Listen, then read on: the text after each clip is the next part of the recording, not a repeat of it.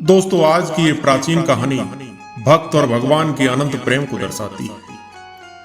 ये कहानी है भगवान और एक साधु बाबा की, जो हमें जीवन के सही मार्ग पर चलने की ओर इंगित करती है।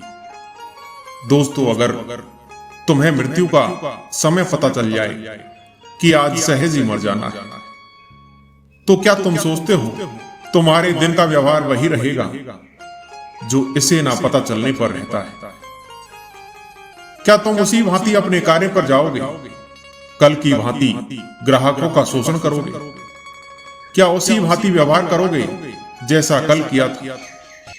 क्या पैसे पर तुम्हारी पकड़ वैसे ही होगी जैसे एक क्षण पहले तक थी? क्या मन में वासना उठेगी? काम जागेगा? क्या किसी का भवन देखकर ईर्ष्या होगी? नहीं ना, सब बदल जाएगा अगर मौत का पता चल जाए कि आज सहज ही मर जाना है। तुम्हारे जीवन का सारा अर्थ, तुम्हारे जीवन का सारा प्रयोजन, तुम्हारे जीवन का सारा ढंग और शैली बदल जाएगी। मौत का जरा सा भी स्मरण तुम्हें वही नहीं रहने देगा जो तुम हो। दोस्तों, मृत्यु तो अटल सत्य है। फिर यदि हर दिन को अंतिम दिन मानकर जिएंगे तो जीवन का सार ही बदल जाएगा। आइए जानते हैं इस छोटी सी कहानी से। दोस्तों, एक गांव के बाहर एक साधु बाबा छोटी सी कुटिया बनाकर रहा करते थे। साधु बाबा ठाकुर जी के परम भक्त थे। स्वभाव बहुत ही शांत और सरल। दिन रात बस एक ही कार्य था, ठाकुर जी के ध्यान भजन में खोए रहना। न खाने की चिंता रहती, न पीने की चिंता। बस एक ही चिंता रहती कि ठाकुर जी की सेवा में कोई कमी ना रह जाए। साधु बाबा भोर होने से पहले ही जाग जाते, स्नान और नित्य कर्म से निवृत्त होकर ठाकुर जी की सेवा में लग जाते। ठाकुर जी को स्नान कराते, धुले वस्त्र पहनाते, चंदन से तिलक करते, पुष्पों की माला पहनाते, फिर उनका पूजन भजन करते। जंगल से लाए गए फलों से ठाकुर जी को भोग लगाते। वह साधु बाबा बिल्कुल बैरागी थे। किसी से विशेष कुछ लेना देना नहीं था। फक्कड़ थे, लेकिन किसी के आगे हाथ नहीं फैलाते थे। यदि कोई कुछ दे गया तो स्वीकार कर लिया, नहीं तो राधे राधे। साधु फक्कड़ होने पर भी उनमें एक विशेष गुण समाहित था। उनके द्वार पर यदि कोई भूखा व्यक्ति आ जाए तो वह उसको बिना कुछ खिलाए नहीं जाने देते थे।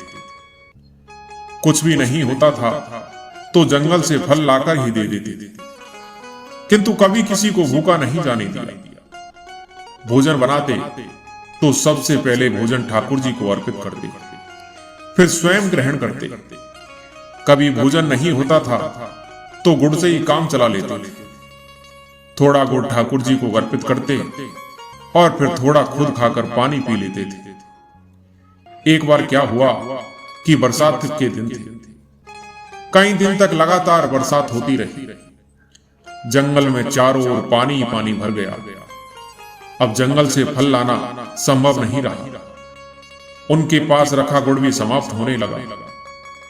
अब साधु बाबा को चिंता हुई।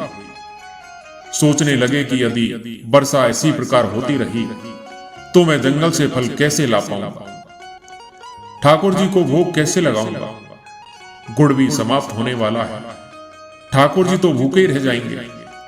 और दूसरी चिंता, यदि द्वार पर कोई भूखा व्यक्ति आ गया तो उसको क्या खिलाऊंगा।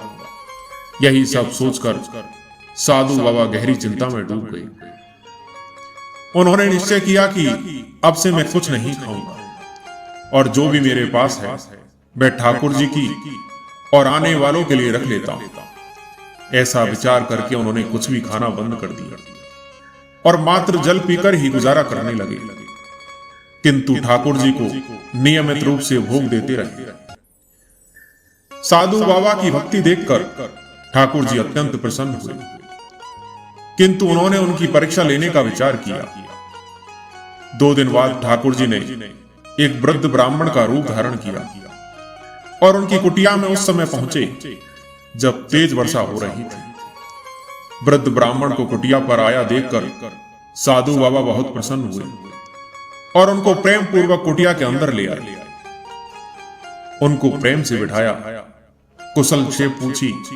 तब वह ब्राह्मण बड़ी ही दीन वाणी से बोला कि 3 दिन से भूखा हूं, शरीर बहुत कमजोर हो गया है, यदि कुछ खाने का प्रबंध हो जाए तो बहुत कृपा होगी। इस पर साधु बाबा ने ठाकुर जी को मन ही मन धन्यवाद दिया कि उनकी प्रेरणा से वह कुछ गुड़ बता पाने में सफल हुए। वह स्वयं भी 3 दिन से भूखे थे, लेकिन उन्होंने यथासंभव गुड़ और जल उस ब्राह्मण को अर्पित करते हुए कहा कि इस समय तो हमारे पास यही उपलब्ध है, कृपया इसको ग्रहण करें। बाबा की निष्ठा देखकर ठाकुर जी अत्यंत प्रसन्न थे, किंतु उन्होंने अभी और परीक्षा लेने की ठानी। वे बोले, इससे मेरी भूख भला कैसे मिटेगी? यदि कुछ फल आदि का प्रबंध हो तो ठीक रहेगा। अब बाबा बहुत चिंतित हुए। उनके द्वार से कोई भूखा लौटे यह उन्हें स्वीकार नहीं था। वह स्वयं वृद्ध थे, 3 दिन से भूखे थे, शरीर भूख से निढाल था, किंतु सामने विकट समस्या थी। साधु बाबा ने ब्राह्मण से कहा, ठीक है श्रीमान जी, आप थोड़ा विश्राम कीजिए, मैं फलों का प्रबंध करता हूं। साधु बाबा ने ठाकुर जी को प्रणाम किया और चल पड़े भीषण वर्षा में जंगल की ओर फल लाने। अब जंगल में चारों ओर पानी भरा था। उस पानी में अनेकों विषैले जीव इधर उधर बहते जा रहे थे, परंतु किसी भी बात की चिंता किए बिना साधु बाबा कृष्णा कृष्णा का जाप करते चलते रहे। उनको तो मात्र एक ही चिंता थी कि द्वार पर आए ब्राह्मण देव भूखे ना लौट जाए।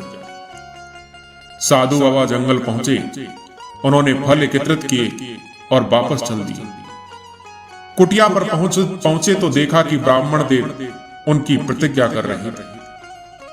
साधु बाबा ने वर्षा और भरे हुए पानी के कारण हुए विलंब के कारण उनसे क्षमा मांगी और वे फल उनको अर्पित किए। इस पर वह वृद्ध ब्राह्मण बोला, बाबा जी आप भी तो ग्रहण कीजिए। इस पर बाबा जी बोले, क्षमा करें श्रीमान, मैं अपने ठाकुर जी को अर्पित किए बिना कुछ भी ग्रहण नहीं करता। यह फल मैं आपके लिए लाया हूं, मैंने इनका भोग ठाकुर जी को नहीं लगाया है। तब वह ब्राह्मण बोला कि ऐसा क्यों कह रहे हैं आप? ठाकुर जी को तो आपने अभी ही फल अर्पित किए हैं। साधु बाबा बोले, अरे ब्राह्मण देव, क्यों मजाक कर रहे हैं? मैंने कब अर्पित किया ठाकुर जी को फल? तब ब्राह्मण देव बोले, अरे यदि मुझ पर विश्वास नहीं हो तो जाकर देख लो अपने ठाकुर जी को, वे तो तुम्हारे द्वारा दिए फलों को प्रेम पूर्वक खा रहे हैं। ब्राह्मण देव की बात सुनकर साधु बाबा ने जाकर देखा तो वह सभी फल ठाकुर जी के सम्मुख रखे थे जो उन्होंने ब्राह्मण देव को अर्पित किए थे। साधु बाबा तुरंत बाहर आए और आकर ब्राह्मण देव के पैरों में पड़ गए और बोले, बताइए आप कौन हैं? यह सुनकर ठाकुर जी वहां प्रत्यक्ष रूप में प्रकट हो गए। ठाकुर जी को देखकर वह वृद्ध बाबा अपनी सुध-बुध खो बैठे। बस ठाकुर जी के चरणों में ऐसे लिपटे मानो प्रेम का झरना बह निकला। आंखों से अश्रुओं की धारा ऐसे बही जा रही थी जैसे कुटिया में ही बरसात होने लगी।